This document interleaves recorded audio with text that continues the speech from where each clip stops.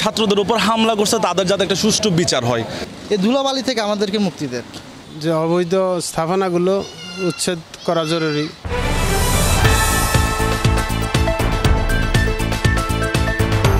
এখন মানুষের একটাই সলিউশন দরকার, সেটা হচ্ছে আপনার বাজারে সব কিছু চাল ডাল তেল সব কিছুর দাম বাড়তি। তা আমি নতুন মেয়রের কাছে এটাই আশা করছি উনি জিনিসগুলোতে দৃষ্টি দিবেন। ছাত্রদের উপর হামলা করছে তাদের যাতে একটা সুষ্ঠু বিচার হয়।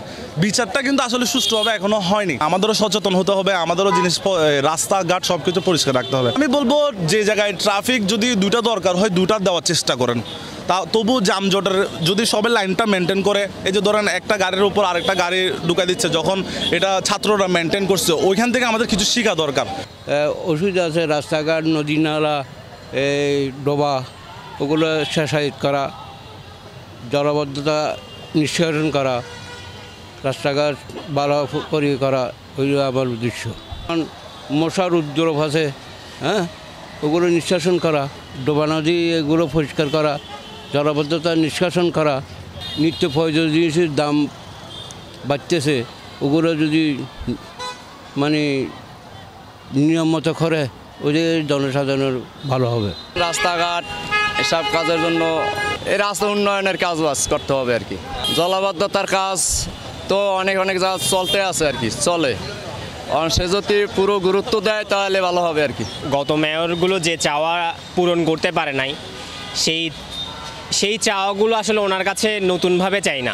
ডেঙ্গু যাতে কম হয়, জলবদ্ধতা নিরসনের যে প্রকল্পগুলো চলমান ছিল আছে সেগুলো যাতে করে সঠিকভাবে হচ্ছে কিনা, এবং আগের যে প্রকল্পগুলোতে দুর্নীতি অনিয়ম ছিল প্রশাসনে সেই সব দুর্নীতি অনিয়ম যাতে অনিতবিলম্বে বন্ধ হয়। নিউ মার্কেটে যে হকার থেকে মুক্তি। আসলে এই যে আমাদের রাস্তাঘাটের বিভিন্ন অংশে বিভিন্ন জায়গায় অবৈধ পার্কিং, ফুটপাত আমরা ব্যবহার করতে পারি না।